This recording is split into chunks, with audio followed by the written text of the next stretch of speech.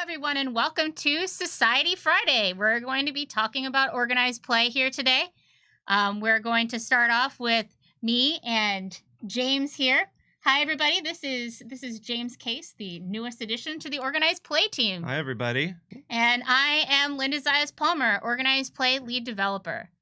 So before we get started here, I'd like to bring everyone's attention to a Hummel bundle that's going on right now, the Pathfinder Comics Cache by Dynamite. So if you're interested in picking up some sweet comics and a lot of Pathfinder First Edition products for a deep discount price and supporting charity at the same time, check out the Humble Bundle website. Yeah, it's going on for 18 more days. 18 more days, yes.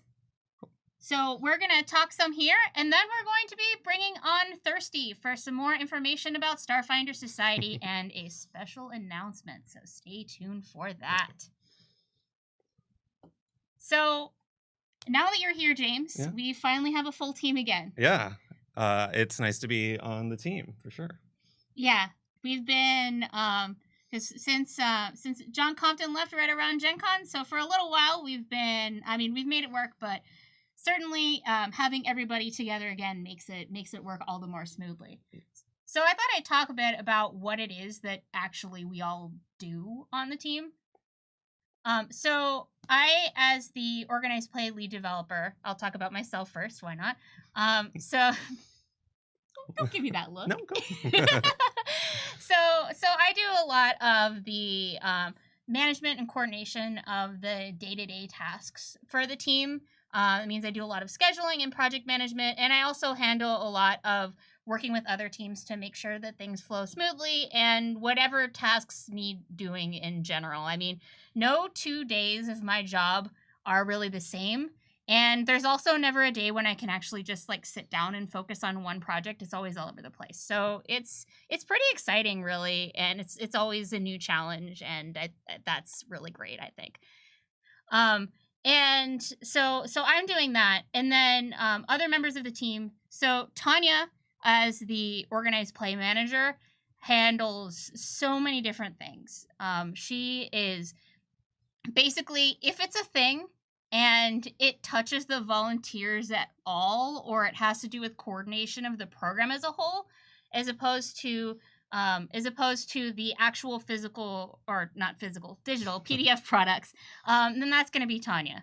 So you'll see her making sure that things work with conventions, making sure things work with volunteers, putting out the vast majority of our blogs and things like that. Like, honestly, I don't know how she does it. She is so busy all the time, and we all really appreciate having her as the lead of our team.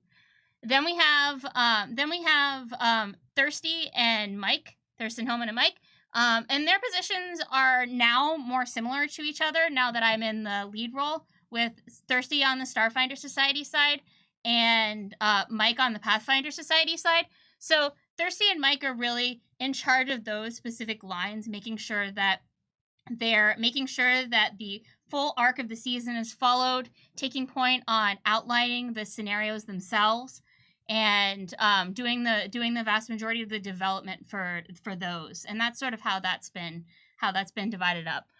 But now we have another member on the team because that, there's a lot going on. So there's too much development and other tasks to really just handle that. So I wanted to talk about what you are doing and sort of what your role is. Yeah. So you have you've been starting out on the Pathfinder Society side, because Thirsty's really in a good place with Starfinder Society, but Pathfinder Society, with the launch of the new system and everything that goes on with that, really we have a pretty intense backlog on things there, and James has really been helping us out. Even you just started, but already I think I started last Monday. Yeah, so, he started last Monday. Yeah, so you've really been helpful on that. Thank you. Yeah, I've been starting with some of the quests that we've had coming through, and also the new batch of pre-gens. Mm-hmm. That's certainly been a thing that in my previous role in editing, we were heavily involved with leading up to Gen Con, and now we kind of have the second wave of those coming out. So that's the sort of thing that I've been on. So I've just been going through character sheets and checking out and making sure everything seems like it's going to work at the table. So yeah, hopefully it does. So when Jay says pre-gens, we had released pre-gens at Gen Con, the first level pre-gens and the 12 first level pre-gens and the 6 fifth level pre-gens. And we said, hey, eventually we're going to start getting some more pre-gens out. And we also said that we would want to take another look at them and have a chance to fix things up. So that's what we've done. We have a re-release of the pre-gens that is going to clean them up a lot. It's going to fix the errors that the community found. It's going to apply all the new errata. And it's also going to include a batch of 6 third-level pre-generated characters. So we have that all coming to you this month. Those are going to be releasing on Wednesday, just in time for our first tier 3 to 6 scenario for Pathfinder Society. And that would not have happened if we didn't have James. There was not enough time, and it's really great to have someone that I could just trust to be like, hey, James, here's a list of because the volunteer community was also super helpful here. They were super helpful. We had the review team. We had the review team working on it, looking through the pre-gens that we had generated and saying, hey, here's the things that are wrong, and here's things that we might suggest that you would do. And so it's just this big packet of paper, and I could just go like, here, James, this is the packet. Please review and see what's accurate. Yeah, and fix it. And the review team brought up a lot of really good stuff, like not only catching some of the, I know the design team has been talking about their first wave of errata a lot lately. So we have all of those changes are in, but also like some smaller things to just maybe make for a better play experience at the table. So that was all really valuable. And certainly it's nice to have that direct connection with people because, in editing, we're kind of running around the background and fixing a lot of things, but there's not quite as much of the direct content. And that's something that you've mentioned too since starting, the idea that's like, oh yeah, I can just fix that. I don't actually have to go ask the developer or designer. Drunk with power. Drunk with power. Yeah. No, but everybody's feedback has been very helpful. So thank you for that. So, Big Norse Wolf asked what new errata. Lightsleeve Splash says the errata from last month, early this month. Yeah, so that is the errata that the design team just recently released. Mm-hmm. But interestingly, because we have a little bit of insight into what's coming next after that, what they've been looking at, you're also going to see a little bit of what's going to be coming down the pike in the future in terms of errata, and we'll have a first peek at some of that in the pre-gens. And we did that to make sure that, because we know that people like to have pre-gens that are accurate, that are usable, and that nobody likes having to reprint pre-gens a bunch of times. Multiple times, particularly with changes that might have a broader impact. So we wanted to go ahead and plop those in right there, and I think the people are going to like what they see when those come out. We'll talk in more detail on exactly what those are, those other little tiny bits that are in there, when we talk about it in a blog. The blog that is going to be coming out on Thanksgiving is going to feature some of that information in it as well. Yeah. So that's pre-gens, which has been pretty much the main thing that I've had you working on since you started out. Yeah. And now that's packaged up, so now I'm moving into more of working on some of the quests and scenarios that have been coming in as well. Mm-hmm. But this wasn't your first, this quest that you're working on now wasn't your first experience with Pathfinder Society quest. Well, no, Mike Sayre made me write one. Port Peril Pub Crawl? Yes, which was Port Peril Pub Crawl. That's coming out very soon. That's this month. Yeah. That's a repeatable. That's quest number 4. And in that one, basically, it takes place down in Port Peril, which is in the Shackles. And you go down there to get a contract signed. And it should be really simple. You just go down and you find a bar in Port Peril where you're going to be meeting Stella Fane. She's a new character, I believe, introduced in Lost Omens Character Guide. Yeah. And that's all that happens. There is no large bar fight that happens because you tried to get a bunch of drunk pirates to do something. And there's certainly not 3 separate large drunk bar fights because it's a repeatable. Suspicious, James. Yeah. How are you going to explain the chair flying through the air in that image then? Yeah. In the image you can see. In the image. You can see that like the chair is flying through. It turns into a general chaotic time. So yeah. Mm-hmm. There's a lot of different ways it can turn into a general chaotic time too, depending on. Yeah. So because this was my first time kind of doing a repeatable, I wanted them to all be kind of different. So it takes place at one of 3 bars, and each bar kind of has its own unique thing that's going on. One is like a really classy place. One is very much not a very classy place. And you can play it through multiple times to try each one of the things out. So yeah, check it out. That's not the only thing we have out, though. We have 2 other scenarios. Yes, we have 2 other scenarios coming out in Pathfinder Society. We have 108 Revolution on the Riverside is the next one in order. And Revolution on the Riverside was really an interesting one to come up with, because with the River Kingdoms, that's a place where your settlements are small enough that you can actually have a plot that involves the rulership of a nation with low level characters without having it be completely ridiculous. Yeah. Because you couldn't have a plot that involves the rulership of say Taldor, and level 1 to 4 characters are actually the ones who are really making decisions and tipping the balance. But the River Kingdoms is a really freewheeling place, and people really value their freedom there to express themselves and to bring about change. So you see in this one, it's a mission where the PCs are brought in to investigate the history of the Pathfinder Society. One of the people who was involved in the early founding days of the Pathfinder Society, right around the same time as famous figures like Dervin Guest. But she's also someone who wasn't as known in the records because she very much liked to conceal some of the operations that she was doing. She was the type who would go and say, and if she were in the modern day, she would be the kind of person who would sneak into Rahadum and smuggle out the religious artifacts to protect them from destruction. So she knew that her sources valued her discretion. And so she was more the type to focus on getting the work done rather than necessarily publishing everything right away for her own fame and glory. So uncovering her story is really something that takes a little more digging. But Artum, the River Kingdom / city that the PCs go to in this adventure, is also a place that's right on that has just had a revolution. It's a place that had a rather unpopular and tyrannical ruler, stated in the Guide to the River Kingdoms. And whenever I see a plot hook that says, oh yeah, this person's really unpopular and there's opposition against them, and then it's been 9 years since that book came out, and then the question is, are they really still there?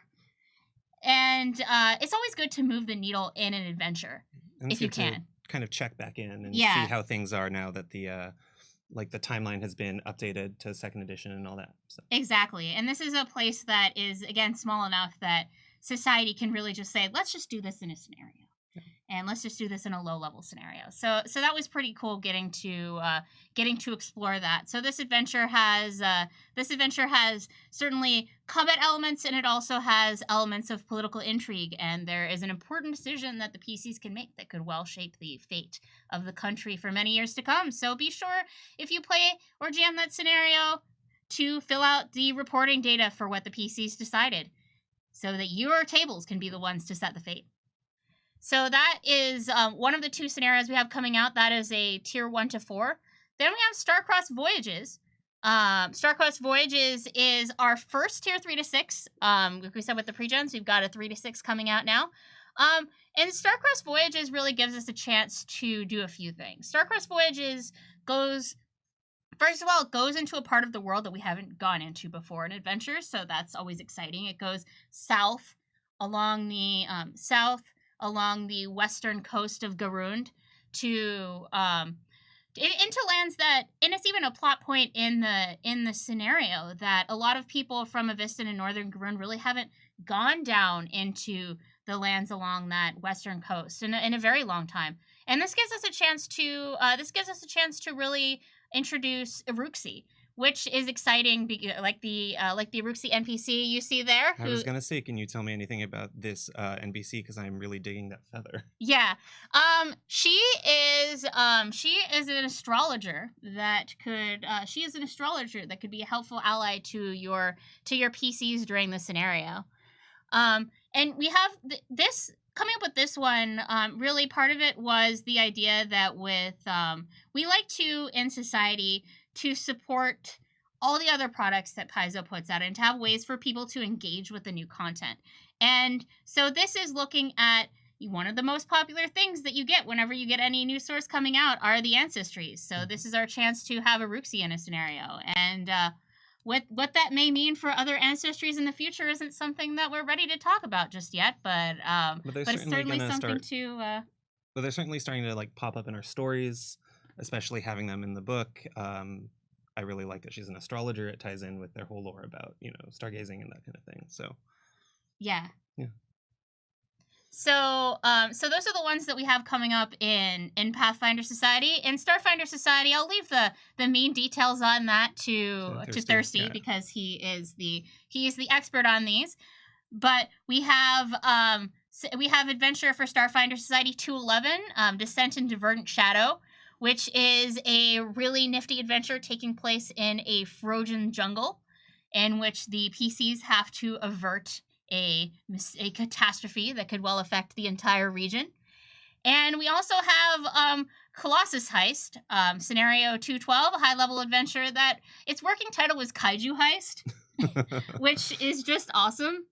And I'm honestly not sure why it didn't end up being Kaiju Heist through to the end. Maybe I feel like Colossus gets the idea across, but I'm sure we can leave that to Thirsty. Yeah, we could totally leave that to Thirsty. But I think really just that idea of a kaiju scenario is really, really interesting. And now we've said it, so you're welcome to call it that. Yep. You're welcome, Thirsty. Thirsty can explain all sorts of things. Gonna need a bigger bag, says Cathmo. Yep. That's fair. I mean, yes, definitely. Very cool. So now that we've talked about some of these things more generally, I wanted to talk to you a little bit more about what you did before 2 weeks ago when you started on the team. So James, what is your background before Paizo? So 2 weeks ago, I was a member of the editing team. We were working on literally everything in the company, from the OP products to Pathfinder, Starfinder, and also stuff like product pages and blogs sometimes. But before that, I worked in medical editing at a translation company in Tokyo. Mm-hmm. So I did that for about 4 years. That was fun. But after a certain point, I was doing a lot of surgery, nursing, artifact recovery in a really cool way, finding ways that you can figure out how old an artifact is without damaging it. Oh, that's that cool. Sort of thing. Yeah, a lot of lasers. Yeah. If anybody who has ever seen me play any character or run anything knows, I like shooting lasers out of all of my characters. So did the love of lasers come before the applications of lasers? Or I think before. No, it's before? just they're just cool. They're just cool. Chicken and egg problem? Yeah. So then after that, I came back stateside. I got a job here at Paizo, and my first day there, I found out that we were launching second edition. So then between the first edition products, Starfinder, and the various beginner box products, and then second edition, I think at one time we were juggling 4 systems at once. Mm-hmm. Yeah. So up until this point, it was a lot of stuff with especially with the launch of second edition, getting all of that language out there and just trying to make it so that everybody could transition into the new game, kind of whatever the easiest way to do that was, and seeing how we could like guide through language to make them do that. Yeah. That sort of thing. And the last product I was working on before fully transitioning over into OP, which I kind of asked my manager if she would let me stay for this one last thing, was the APG playtest. Because I really wanted to see those go out there. And it's been cool to see everybody, doing feedback surveys, just talking on the forums or Discord or what have you. Oh yeah, definitely. Yeah. And I mean, the playtest window. It's a few weeks, but people are really engaging with it. People have been really active on that, which is great, because then, they can give all that stuff back, and we can, design and edit and development can just go in and retune all of that. That's really cool. So I'm looking forward to that coming out. that'll be cool. Yeah.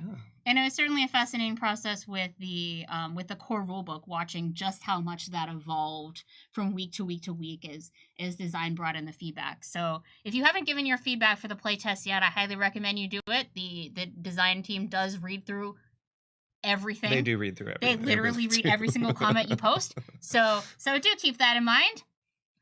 For a limited time only, shape the future of the Advanced Player's Guide. Yeah. Yeah.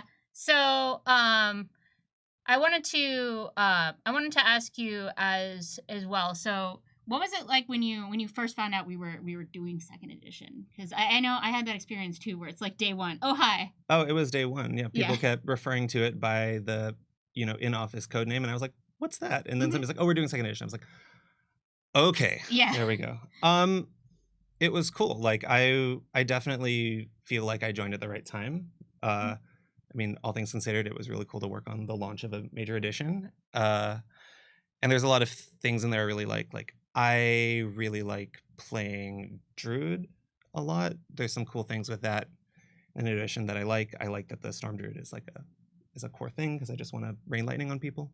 Who doesn't, right? Who doesn't? Yeah. But it was I know a lot of the editing work kind of sits in the background, but it was a lot of moving through things, and it was interesting to see just kind of how much it changed over the course of the thing, as you were talking about too, with the playtest feedback and that sort of thing. Yeah, and I don't know how many people realize when they think of editors, if they think of editors just as like, oh, those are just the people who fix typos. Like, no, editors do so much to make sure that products are coherent, that they flow well, that they make sense. Because when you're working on something as a designer developer, it's so easy to get lost in the weeds of knowing what you're talking about and miss the part about making sure that everyone else can actually understand it and that it completely agrees with itself. And that's such a vital part of having a quality product. Yeah, and certainly the editing team is enormous. It's I think 7-8 people now. Yeah.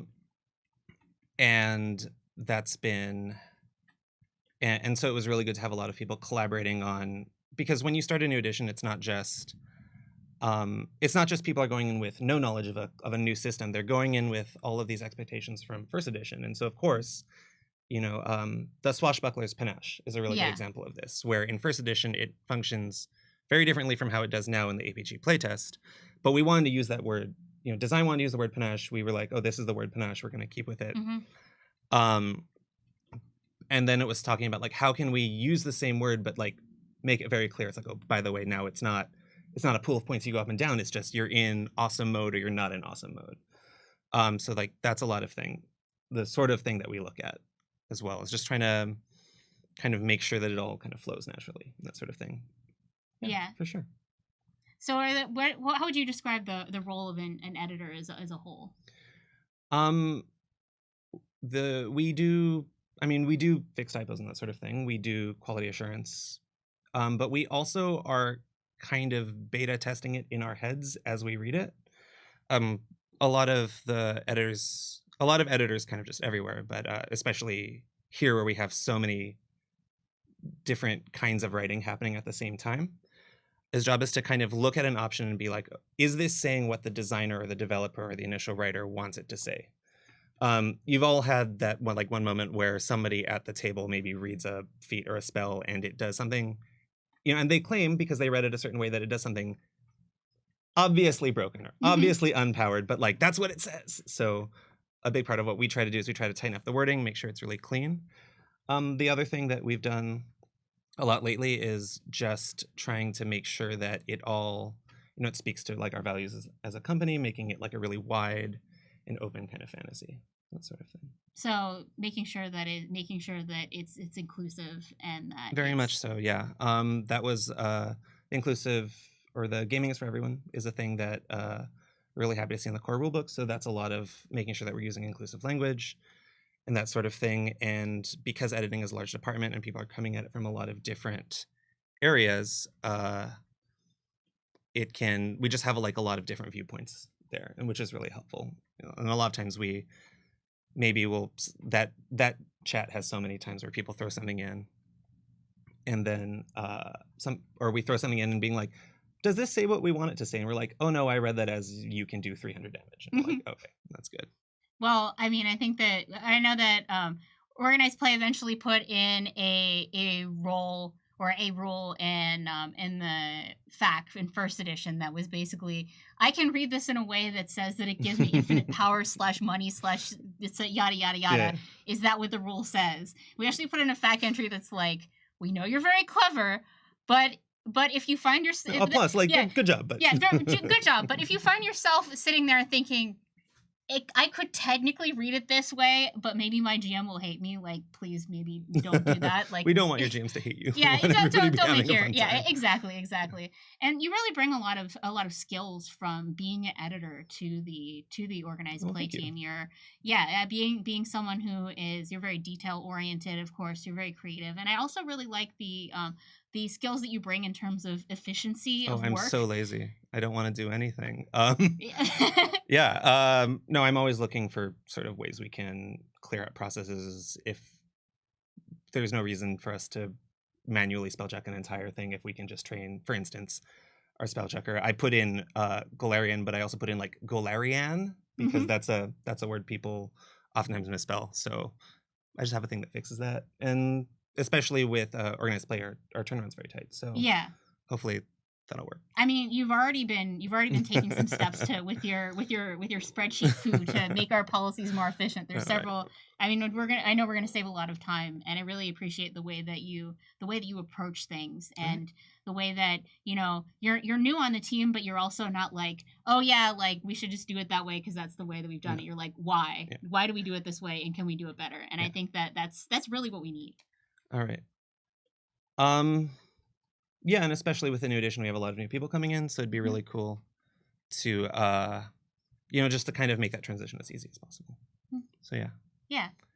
So, what so far has been your best experience with Society as a whole? Yeah. Whether it's playing or jamming or editing or anything that you've done with it. Yeah. To be honest, I haven't had a ton of on-hand experience with Society. I've played some games in the office with our people. I played, and which is kind of the nice thing about being in the office to do it is also I've been part of playtesting some of the other quests and scenarios that are a little bit further down the pipeline. So that's been a lot of fun. I got to play one of the other editors, Leo Glass, wrote Unforgiving Fire, which was a quest. Yeah. Number 2? Quest number 2, that's right. I want to say.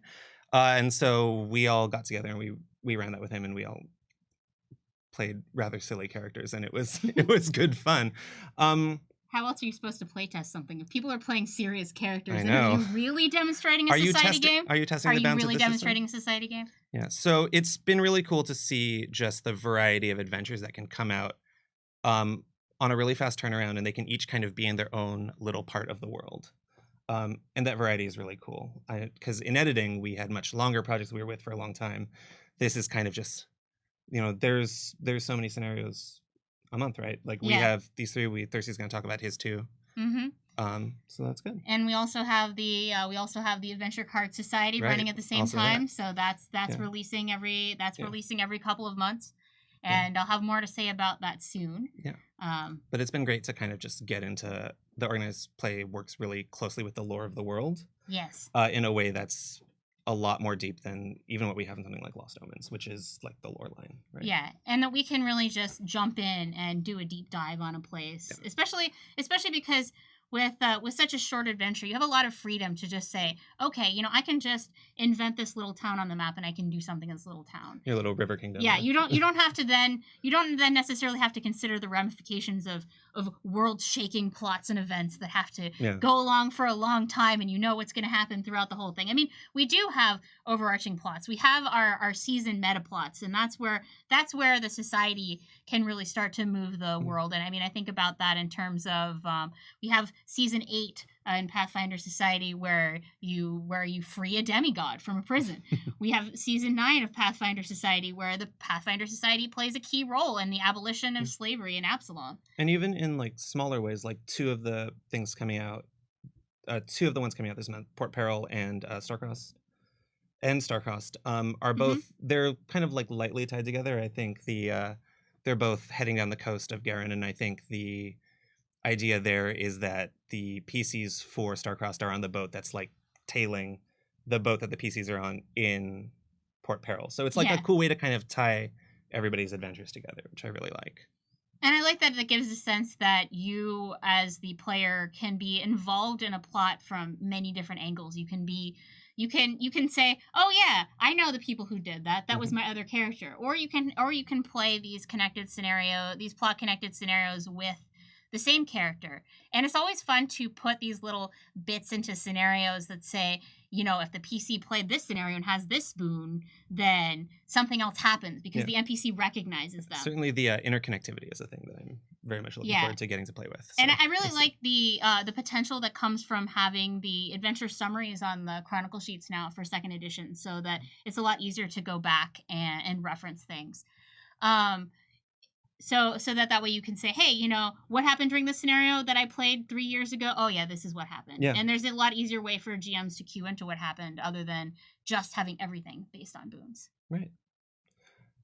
So with that, should we see what's happening in the Starfinder side of things? I think we should. Cool. So take it away, Star Daddy. Hello there, everyone. Hopefully you can all hear me. This is Thurston Hillman. I'm the Starfinder Society developer. Hope you're all having a fun and dandy day. I'm here to give you some news, some pretty cool news, actually. See, I said that I was going to do that thing where I would keep a normal voice volume, and then I just yelled to make our producer's life really hard. That being said, welcome everyone, and we're going to talk about a whole bunch of Starfinder stuff today. Well, Starfinder Society specifically. I see you all in chat. Hi everyone. Hi everyone. Blah. I swear. So we're going to talk about First Seekers and what's a First Seeker and what's going on with First Seekers. And let's start there because this is pretty important. You'll notice one picture off to the left there. We're going to get to that. We're going to touch on a lot of things, but let's talk about the First Seeker. So the First Seeker is a role in the Starfinder Society, and it's essentially the guiding leader of the Starfinder Society, and they're responsible for kind of giving the direction to the society over the course of a few months to roughly a year that corresponds to our seasons. And so they're an elected individual, and every so often, once a First Seeker completes their assigned task, they get they go off into the sunset, and the society elects a new First Seeker. And as we are in our 2nd season, really kind of our 3rd season, since our 1st season of Starfinder Society was a 2-year project, as we enter into our 3rd season, we're looking at a new First Seeker. Our current First Seeker Luazi Sebo, is coming up on the end of her tenure, and she is going out, and we need someone new to come in. And so what we decided to do internally on our team at the Organized Play team, what we decided to do was to take some player characters, some people from our campaign, and kind of grab a whole bunch of different character concepts, and from those character concepts select a few that could go on to an open election amongst our player base. And what we're going to announce today is the winner of that election, but some quick background on how we did that election. After we got our roughly 25 candidates after our first poll from our community, after we got those candidates, we sat down, had an internal meeting, and were able to bring it down to 4 really strong candidates that kind of met all the criteria. They had a goal that we could work with for a season, had different like character concepts, different different identities, and weren't traipsing on other people's intellectual property. Spoiler alert, when you put in a character name for one of these things, make sure you're not just shamelessly ripping off another property, because it makes it really hard for us to use it. So for next time we do something like this, heads up. But with all that being said, we managed to get 4 of them, and we thought, okay, well, how do we get this out for voting? We could do some blog write-ups and have people do a vote that way. Nah, that's kind of boring. So what we did was we put together a scenario called 4 for the First, written by me, I guess. And we introduced all of the NPCs through that and had the players in our campaign each really dive in to one of these one of these first seeker candidates.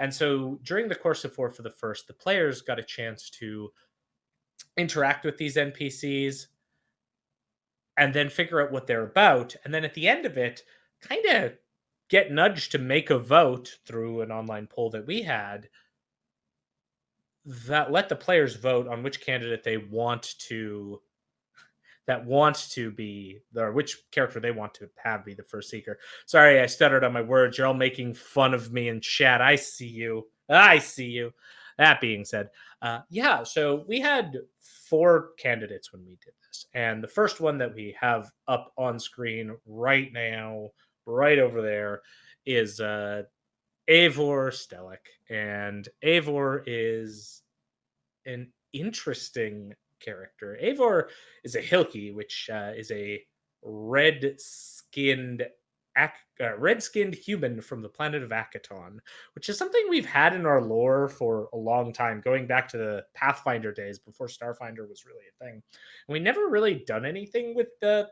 red-skinned humans of Akaton, so it was kind of really cool option there, and the character sung to us. Eivor's background also, when we read it inside, was internally, I should say, was one of those just strange things where the player had put these notes like doctor, scientist, dancer, like it was all these like thing just that set this kind of scoundrel vibe. So we liked Eivor. We decided we would put him in. His big push as being a first seeker was about factions taking a backseat compared to season 1, where they'd really been some of the pushers of the plot. Eivor wanted to go back to like the society first and have a less of a focus on media enterprises. Some of our events, like if you've played Live Exploration Extreme or Pact World Warriors, you may know we've had some really media centric scenarios. So Eivor was someone who wanted us to step a bit back from that, and the PCs over the course of his little adventure got a chance to really save a Starfinder from being caught up in a web of media problems. So that's Eivor. That was our first candidate. Our second candidate, Ehu Hadif, who's coming up right here. You can see picture. Is a male Kasatha, and is something of when we were looking at it internally, we joked that Ehu was in many ways the safe choice, because Ehu represented a lot of what being a Starfinder is about. Ehu was about looking into the past, was about going and exploring, finding things, and like going into history to bring it back to the forefront of what the society is about. And during the sort of mission with Ehu, the players got to travel to the library planet of Atheum, which we've been to once before, and follow up on some previously forgotten lore. And that was a quest that kind of dug into some background we've introduced that haven't really fully expanded on. So that was scratching at that. And so a lot of people got to see what Ehu would be about through that mission. And that brings us to our third, one of the more contentious options, I would say, internally, is Calder Soren, who you can see here, who is a Morlamaw. And for those of you who don't know, Morlamaws are sort of walrus-esque humanoids, walrus-esque creatures, I should say, who were introduced. A Moorland Maw. Yes, Mark Moreland, a Moorland Maw. No. Morlamaws are these creatures that actually were interesting because they were introduced through Starfinder Society. And in one of these cool back and forth sort of sharing of assets, the Morlamaws came out of the result of a scenario written by Kate Baker, Sanctuary of Drowned Delight, back in season 1. And when people saw the Morlamaws, and they were kind of these psychedelic colored walruses with 4 tusks. People really like them, and we kind of made them a playable race in that scenario. And I do remember our creative director maybe having some concerns about this, but eventually they somehow snuck their way into Alien Archive 3, and people seem to like them. But in any case, the Morlamoths are a new addition to our setting, and Calder Soren is this example of someone who's really hit the ground floor running, has come into the society, taking their bid to be first seeker very seriously. He's also wanting to expand presence in near space in the vast. And so the quest for the first for Calder Soren was going out to a lodge that had previously been abandoned, lodges being sort of these outposts that the society uses to run missions. And you find that there were some problems in that lodge, because we can't just have an adventure where you go somewhere and fix things without problems, because that would be boring. After resolving this, the PCs get a sense of like what Calder Soren would be about as a leader, going out into space, reclaiming some areas, and really making our presence known out in near space in the past. And so that brings us to our fourth and final candidate, Terra Nova, who in many ways is kind of the like stellar opposite of Eivor Stellek in terms of Terra really embraces being in like the media spotlight and bringing the Starfinder Society a new reputation. But she's also got kind of a darker side to her in that her background came a lot from season 1, the Scoured Stars incident, this big catastrophic event that left the Starfinder Society reeling for quite some time. She knew people in that. And one thing that Terra Nova, in addition to being like a media celebrity, a vidcast streamer, one thing that she had was this sort of intense need to punish the enemies of the society so that they couldn't, oh, well, the society kicked, our enemy down, and after a year they're going to be back and mess with us again. No, Terra Nova is the type of person who's like, okay, we've won season, we've won the season story arc, but we really need to make sure we keep the boot on these people so that they don't mess with us in the future. And so she really gave us a new kind of dynamic that a lot of people have asked us for in the past, which was, hey, we do these stories every year, but it's like we forget about all our past problems. Why do we keep doing that? This seems like an awful idea. We need a leader who's going to go back and make sure those past problems don't cause us future problems. And so Terra Nova really focused on that aspect. And again, feedback we've heard from our player base from like 10 years of Pathfinder Society, well over 10 years now. So she also had this this beautiful thing of, with her mission, going back to some of our season 1 story arc and looking in our big bad guys from season 1, the Jinsels. So we got to play around with that, which I think everyone enjoyed. We've had a lot of good feedback on really all of the quests. Though there's always things to improve. I'm not perfect, sadly, but I guess. See, I'm going to add that I guess back in there. Anywho, so those are our 4 candidates. The player base got a chance to go through. And with that, I guess we should announce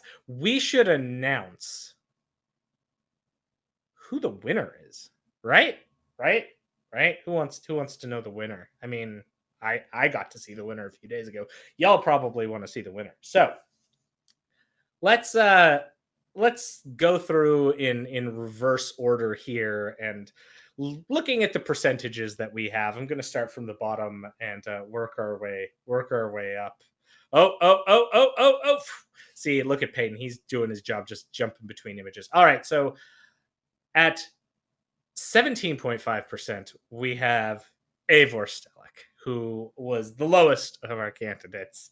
I'm going to really chalk this up to the fact that Eivor kind of didn't like that media stuff. And you know what our players in Starfinder Society really like? And Starfinder players in general, honestly, they really like all that media stuff. So sadly, Eivor just didn't make the cut. Again, at 17.5%, which brings us to our next highest, Terra Nova, at 19.9%, who was just edging a bit above Eivor. I think a lot of people really kind of enjoyed Terra's character. They also really enjoyed some of the background. Now, this leaves us with two, and I'm again just gonna make Peyton, our producer's life, a real problem, because I think here, if I announce the third ranking, you'll just know the winner and be all interested in the winner. So I'm going to go and announce the winner of our First Seeker election and the new First Seeker going forward, who, in a surprising twist of events, with 34.1% of the vote, Ehu Hadif will be our new First Seeker. And yeah, so let's talk surprises here. So one real funny thing that we get to do, and we kind of talked about this a bit, well, Linda got to talk about this, is we get to do some really cool interactions with our community through society and organized play. And one thing that we kind of knew going into this election, and we had several meetings about, was the potential for all of our votes to go to the walrus person who has John Lennon-like glasses. And there was a lot of people internally who thought, well, we're just going to have the walrus win, right? It'll be 60% of the vote. And at the time, myself and John Compton, who is still in the organized play team, we had this excellent moment of trying to talk to some of the other people at Pies and be like, no, really a lot of the organized play people also really get into the idea of the society as an organization, and not, for lack of a better term, trolling and voting based purely on something like, hey, it's a walrus person. Now, that's not to say Calder Soren did not have other things going for him other than being a Morlama, which is pretty cool. But we did sort of, again, say early on that Ehu Hadif was our safe choice, really represented a lot of the core of what being a Starfinder is about.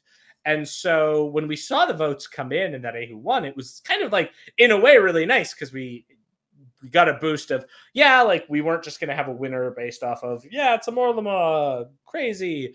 But also that, hey, there's a lot of people who really like these sort of archaeological exploration aspects and the historical digging side of the society. And I think with Ehu as our new First Seeker, we're going to be able to dig into some really cool storylines. And if what we've heard from players is to be right, is going into a lot more lore of the Starfinder setting, the Starfinder society, all sorts of things that really tie in to Ehu Hadif's agenda and sort of what we've seen from our player base.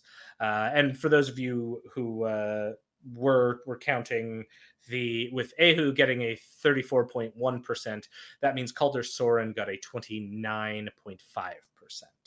So that's that. Really quick here, since we've got a bit of time, I want to talk about a few more points. Well, I've got everyone here. First of all, I want to talk about our future plans. So, as the old song says, where do we go from here? Well, we go into season 3. And one of the cool things with this election is it lines up with two really important moments in our internal development cycle. The first one is I've got to start working on some of the season 3 outline. So having the selection known and knowing who our First Seeker is going to be into season 3, now we can really start planning that. The second one is that I've also got to work on our interactive special, 300, which will release at Origins in June. And then later we will have the next play at Gen Con. But with that, we can really have an on-screen transition, which is something I know a lot of people wanted to see since season 1 and season 2, with Jed Nur departing, Luaziel Sebo stepping up. With Ehu Hadif, we're really going to have the chance to have a proper handover.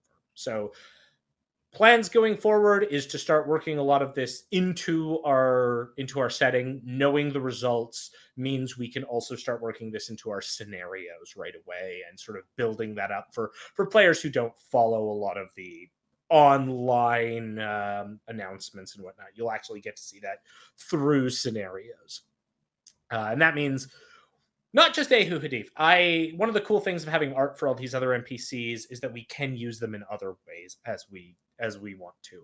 So just because Calder Soren was about 5% behind doesn't mean we won't be seeing Calder Soren in the future, or Terra Nova, or Aver Stellic. All of those can certainly show up in a variety of different ways, be it mission briefings or NPCs.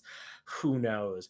I mean, Mark Moreland, to aid my head in chat, brings up a good point of miniatures, pawns, and t-shirts. All of those things are possible. And by that, I mean you should pester Mark Moreland to make sure all of those happen. But really, it's I think the key strength here is that we've taken something that was a player-created character. Like Ehu Hadif comes from a player in our campaign, and now is going to be written into the lore of the setting. And I think that speaks volumes to what organized play is about.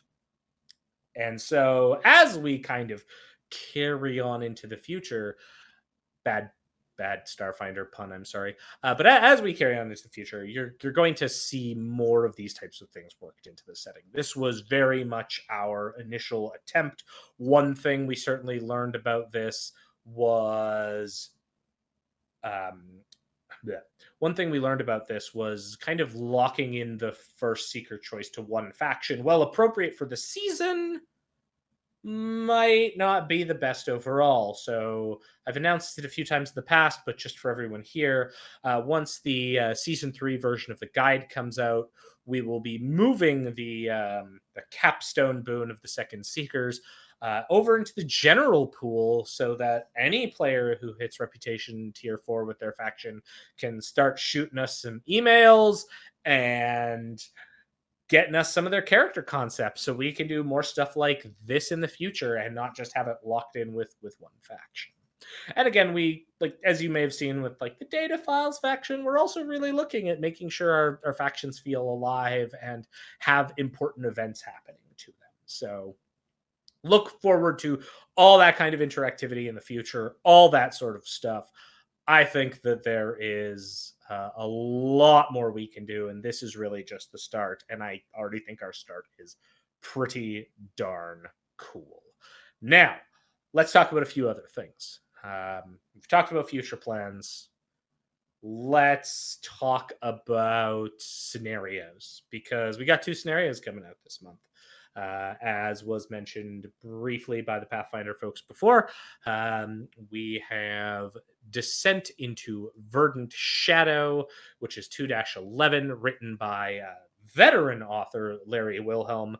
And 2-11 takes us to a place that's close to my cold, robotic, metallic heart, the planet of Abalon, which for the Pact Worlds book I actually did the background on.